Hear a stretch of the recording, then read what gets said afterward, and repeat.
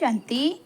आज की साकार मुरली डेट है 30 अक्टूबर 2024। बाबा बोले, मीठे बच्चे, एक बाप की याद में रहना ही अव्यभिचारी याद है। इस याद से तुम्हारे पाप कट सकते हैं। आज का प्रश्न है, बाप जो समझाते हैं उसे कोई सहज मान लेते, कोई मुश्किल समझते, इसका कारण क्या है? उत्तर है, जिन बच्चों ने बहुत समय भक्ति की है, आधा कल्प से पुराने भगत हैं, वे बाप की हर बात को सहज मान लेते हैं, क्योंकि उन्हें भक्ति का फल मिलता है। जो पुराने भगत नहीं, उन्हें हर बात समझने में मुश्किल लगता। दूसरे धर्म वाले तो इस ज्ञान को समझ भी नहीं सकते। ओम शांति। मीठे मीठे रूहानी बच्चों प्रति रूहानी बाप बैठ समझाते हैं, तुम बच्चे सब क्या कर रहे हो? तुम्हारी है अव्यभिचारी याद।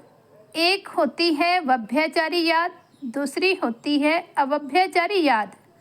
तुम सबकी है अव्यभिचारी याद। किसकी याद है? एक बाप की। बाप को याद करते करते पाप कट जाएंगे और तुम वहाँ पहुँच जाएंगे। पावन बनकर फिर नई दुनिया में जाना है। आत्माओं को जाना है। आत्मा ही इन ऑर्गन्स द्वारा सब कर्म करती है ना। तो बाप कहते हैं, अपने को आत्मा समझ बाप को याद करो। मनुष्य तो अनेक का अनेक को याद करते हैं। भक्ति मार्ग में तुमको याद करना है एक को। भक्ति भी पहले पहले तुमने ऊंचते ऊंच शिव बाबा की ही की थी। उनको कहा जाता है अव्यभिचारी भक्ति। वही सर्व को सद्गति देने वाला रचता बाप है। उनसे बच्चों को बेहद का वर्षा मिलता है। भाई भाई से वर्षा नहीं मिलता। वर्षा हमेशा बाप से बच्चों को मिलता है। थोड़ा बहुत कन्याओं को मिलता है, वे तो फिर जाकर हाफ पार्टनर बनती हैं। यहाँ तो तुम सब आत्माएं हो। सब आत्माओं का बाप एक है। सबको बाप से वर्षा लेने का हक है। तुम हो भाई भाई। भल शरीर स्त्री का है, आत्मा सब भाई भाई है। वे तो सिर्फ कहने मात्र कह देते हैं हिंदू मुस्लिम भाई भाई, अर्थ नहीं समझते। तुम अभी अर्थ समझते हो। भाई भाई माना सब आत्माएं एक बाप के बच्चे हैं। फिर प्रजापिता ब्रह्मा के बच्चे भाई बहन हैं। अभी तुम जानते हो इस दुनिया से सबको वापस जाना है। जो भी मनुष्य मात्र है, सबका पार्ट अब पूरा होता है। फिर बाप आकर पुरानी दुनिया से नई दुनिया में ले जाते हैं, पार ले जाते हैं। गाते भी हैं, खवैया पार लगाओ, अर्थात सुख धाम में ले चलो। ये पुरानी दुनिया बदलकर फिर नई दुनिया जरूर बननी है। मूल वतन से लेकर सारी दुनिया का नक्शा तुम्हारी बुद्धि में है। हम आत्माएं सब स्वीट धाम, शांति धाम की निवासी हैं। यह तो बुद्धि में याद है ना। हम जब सतयुगी नई दुनिया में हैं तो बाकी और सभी आत्माएं शांति धाम में रहती हैं। आत्मा तो कभी विनाश नहीं होती। आत्मा में अविनाशी पार्ट भरा हुआ है, वह कभी भी विनाश नहीं हो सकता। समझो यह इंजीनियर है, फिर 5000 वर्ष बाद हूबहू ऐसा ही इंजीनियर बनेगा। यही नाम रूप देश काल रहेगा। ये सब बातें बाप ही आकर समझाते हैं। ये अनादि अविनाशी ड्रामा है। इस ड्रामा की आयु 5000 वर्ष है। सेकंड भी कम जास्ती नहीं हो सकता। ये अनादि बना बनाया ड्रामा है। सबको पार्ट मिला हुआ है। देही अभिमानी हो, साक्षी हो, खेल को देखना है। बाप को तो देह है नहीं, नॉलेजफुल है, बीज रूप है।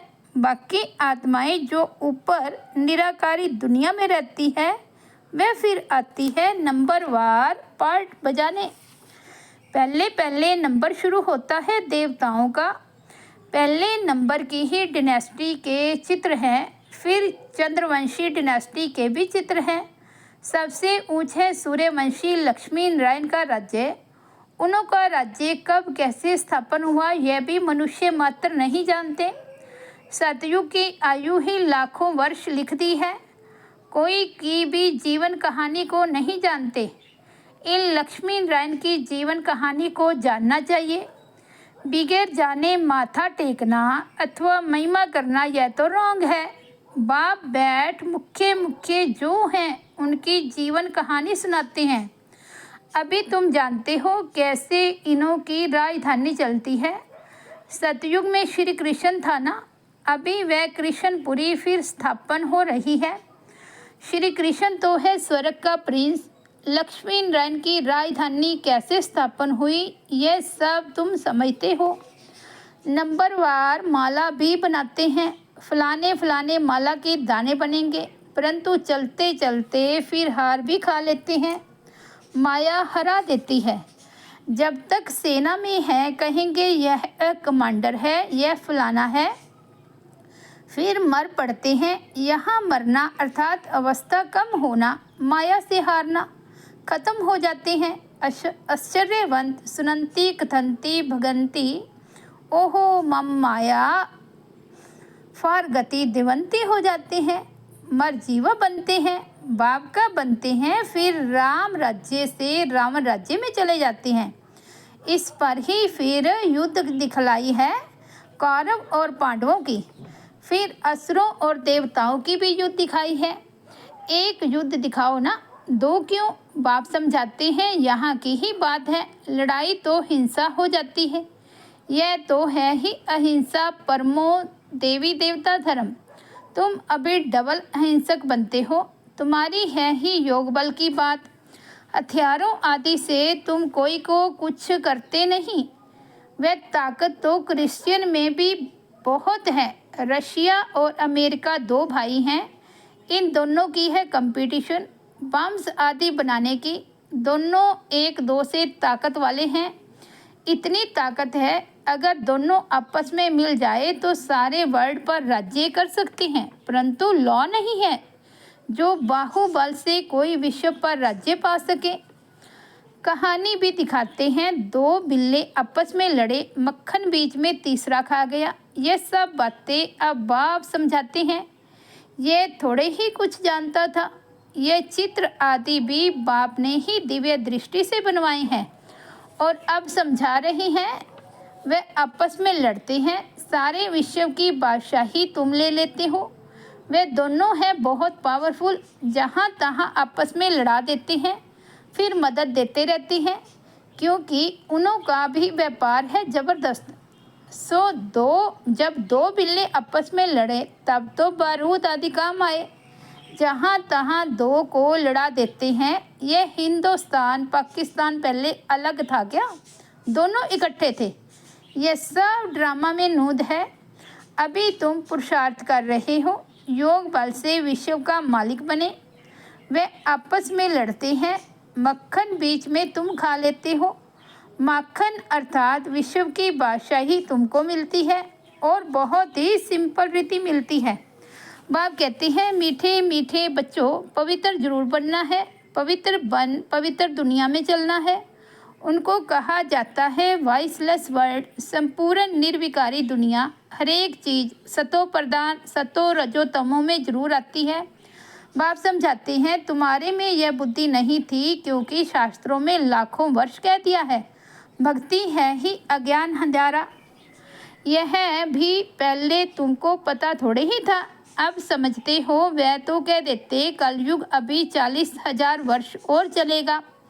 अच्छा, 40,000 वर्ष पूरा हो फिर क्या होगा, किसको भी यह पता नहीं है। इसलिए कहा जाता है अज्ञान नींद में सोए हुए हैं। भक्ति है अज्ञान, ज्ञान देने वाला तो एक ही बाप ज्ञान का सागर है। तुम हो ज्ञान नदियाँ। बाप आकर तुम बच्चों को अर्थात आत्माओं को पढ़ाते हैं। वह बाप भी है, टीचर भी है, सतगुरु भी है। और कोई भी ऐसे नहीं कहेंगे यह हमारा बाप टीचर गुरु है। यह तो है बेहद की बात। बेहद का बाप टीचर सतगुरु है, खुद बैठ समझाते हैं, मैं तुम्हारा सुप्रीम बाप हूँ, तुम सब हमारे बच्चे हो। तुम भी कहते हो बाबा आप वही हो, बाप भी कहते हैं तुम कलब कलब मिलते हो। तो वह है परम आत्मा सुप्रीम। वह आकर बच्चों को सब बातें समझाते हैं। कलयुग की आयु 40,000 वर्ष कहना बिल्कुल घपोड़ा है। 5,000 वर्ष में सब आ जाता है। बाप जो समझाते हैं तुम मानते हो, समझते हो। ऐसे नहीं कि तुम नहीं मानते। अगर नहीं मानते तो यहाँ नहीं आते। इस धर्म के नहीं है तो फिर मानते नहीं हैं। बाप ने समझाया है सारा मदार भक्ति पर है। जिन्होंने बहुत भक्ति की है तो भक्ति का फल भी उन्हों को मिलना चाहिए। उन्हों को ही बाप से बेहद का वर्षा मिलता है। तुम जानते हो हम सो देवता विश्व के मालिक बनते हैं, बाकी थोड़े रोज हैं। इस पुरानी दुनिया का विनाश तो दिखाया हुआ है और कोई शास्त्र में ऐसी बात है नहीं। एक गीता ही है भारत का धर्म शास्त्र। हर एक को अपना धर्म शास्त्र पढ़ना चाहिए और वह धर्म जिस द्वारा स्थापन हुआ उसको भी जानना चाहिए। जैसे क्रिश्चियन क्राइस्ट को जानते हैं, उनको भी मानते हैं, पूजते हैं। तुम आदि सनातन देवी देवता धर्म को के हो तो देवताओं को ही पूजते हो, परंतु आजकल अपने को हिंदू धर्म का कह देते हैं। तुम बच्चे अब राजयोग सीख रहे हो, तुम राज ऋषि हो, वह है हठ योग ऋषि। रात दिन का फर्क है। उन्हों का संन्यास है कच्चा हद का, सिर्फ घर बार छोड़ने का। तुम्हारा संन्यास व वैराग्य है सारी पुरानी दुनिया को छोड़ने का। पहले पहले अपने स्वीट होम में जाकर फिर नई दुनिया सतयुग में आएंगे। ब्रह्मा द्वारा आदि सनातन देवी देवता धर्म की स्थापना होती है। अभी तो यह पतित पुरानी दुनिया है। यह समझने की बातें हैं, बाप द्वारा पढ़ते हैं। यह तो जरूर रियल है ना, इसमें निश्चय न होने की तो बात ही नहीं। ये नॉलेज बाप ही पढ़ाते हैं। वह बाप टीचर भी है, सच्चा सतगुरु भी है, साथ ले जाने वाला। वो गुरु लोग तो आधा पर छोड़कर चले जाते हैं।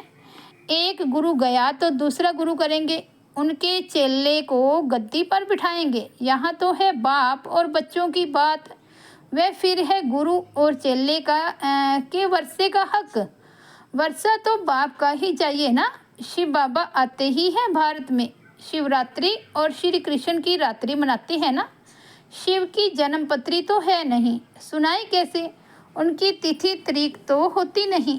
श्री कृष्ण जो पहला नंबर वाला था उनको दिखाते हैं दीपावली मनाना तो दुनिया के मनुष्यों का काम है। तुम बच्चों के लिए थोड़े ही दीपावली है।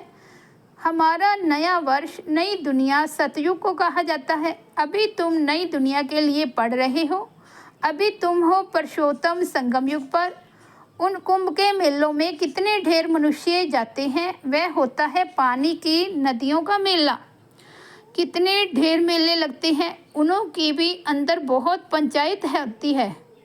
कभी कभी तो उन्हों का आपस में ही बहुत झगड़ा हो जाता है, क्योंकि देह अभिमानी है ना। यहाँ तो झगड़े आदि की बात ही नहीं। बाप सिर्फ कहते हैं मीठे मीठे लाडले बच्चों, मुझे याद करो।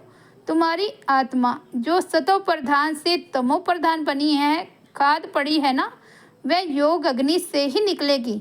सोनार लोग जानते हैं बाप को ही पतित पावन कहते हैं। बाप सुप्रीम सोनार ठहरा, सबकी खाद निकाल सच्चा सोना बना देते हैं। सोना अग्नि में डाला जाता है। यह है योग अर्थात याद की अग्नि, क्योंकि याद से ही पाप भस्म होते हैं। तमो प्रधान से सतो प्रधान याद की यात्रा से ही बनना है। सब तो सतो प्रधान नहीं बनेंगे, कल पहले मिसल ही पुरुषार्थ करेंगे। परम आत्मा का भी ड्रामा में पार्ट नूदा हुआ है। जो नूद है वह होता रहता है, बदल नहीं सकता। रील फिरता ही रहता है। बाप कहते हैं आगे चल तुमको गुए गुए बातें सुनाएंगे। पहले पहले तो यह निश्चय करना है वह है सब आत्माओं का बाप, उनको याद करना है। मन मना भाव का भी अर्थ यह है। बाकी श्री कृष्ण भगवानोवाच तो है ही नहीं। अगर श्री कृष्ण हो फिर तो सब उनके पास चले आए। सब पहचान ले, फिर ऐसे क्यों कहते कि मुझे कोटों में कोई जानते हैं। यह तो बाप समझाते हैं, इसलिए मनुष्यों को समझने में तकलीफ होती है। आगे भी ऐसे हुआ था, मैंने ही आकर देवी देवता धर्म की स्थापना की थी, फिर यह शास्त्र आदि सब गुम हो जाते हैं।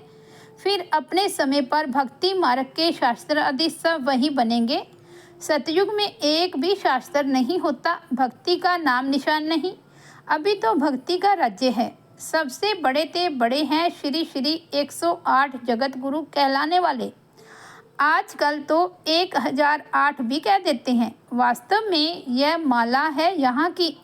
माला जब फेरते हैं तो जानते हैं फूल निराकार है, फिर है मेरु, ब्रह्मा सरस्वती युगल दाना, क्योंकि प्रवृत्ति मार्ग है ना। प्रवृत्ति मार्ग वाले निर्वृत्ति मार्ग वालों को गुरु करेंगे तो क्या देंगे। हठ योग सीखना पड़े। वे तो अनेक प्रकार के हठ योग हैं, राजयोग है ही एक प्रकार का, याद की यात्रा है ही एक, जिसको राजयोग कहा जाता है। बाकी और सब है हठ योग, शरीर की तंदुरुस्ती के लिए। यह राजयोग बाप ही सिखलाते हैं। आत्मा है फर्स्ट, फिर पीछे है शरीर। तुम फिर अपने को आत्मा के बदले शरीर समझ उल्टे हो पड़े हो। अब अपने को आत्मा समझ बाप को याद करो तो अंतमति सोगति हो जाएगी। अच्छा, मीठे मीठे सिकिलदे बच्चों प्रति माता पिता बाप दादा का याद प्यार और गुड मॉर्निंग। रूहानी बाप की रूहानी बच्चों को नमस्ते। हम रूहानी बच्चों की रूहानी बाप दादा को याद प्यार, गुड मॉर्निंग और नमस्ते। धारणा के लिए मुख्य सार फर्स्ट पॉइंट है, इस अनादि अविनाशी बने बनाए ड्रामा में हरेक के पार्ट को देही अभिमानी बन साक्षी होकर देखना है। अपने स्वीट होम और स्वीट राजधानी को याद करना है। इस पुरानी दुनिया को बुद्धि से भूल जाना है। सेकंड पॉइंट है, माया से हारना नहीं है। याद की अग्नि से पापों का नाश कर आत्मा को पावन बनाने का पुरुषार्थ करना है। आज का वरदान है, दीपमाला पर यथार्थ विधि से अपने दैवी पद का आवाहन करने वाले पूज्य आत्मा भाव। दीपमाला पर पहले लोग विधि पूर्वक दीपक जलाते थे। दीपक बुझे नहीं यह ध्यान रखते थे, घृत डालते थे, विधि पूर्वक आवाहन के अभ्यास में रहते थे। अभी तो दीपक की बजाय बल्ब लगा देते हैं, दीपमाला नहीं बनाते। अब तो मनोरंजन हो गया है। आवाहन की विधि अथवा साधना समाप्त हो गई है, स्नेह समाप्त हो, सिर्फ स्वार्थ रह गया है। इसलिए यथार्थ दाता रूपधारी लक्ष्मी किसी के पास आती नहीं। लेकिन आप सभी यथार्थ विधि से अपने दैवी पद का आवाहन करते हो, इसलिए स्वयं पूज्य देवी देवता बन जाते हो। स्लोगन है, सदा बेहद की वृत्ति दृष्टि और सृष्टि स्थिति हो तब विश्व कल्याण का कार्य संपन्न होगा। सदा बेहद की वृत्ति दृष्टि और स्थिति हो तब विश्व का कार्य संपन्न होगा। अच्छा, ओम शांति। तो ये थे 30 अक्टूबर 2024 के बाबा के अनमोल महावाक्य। मुरली की हेडलाइन है, मीठे बच्चे एक बाप की याद में रहना ही अव्यभिचारी याद है। इस याद से ही तुम्हारे पाप कट सकते हैं। ओम शांति।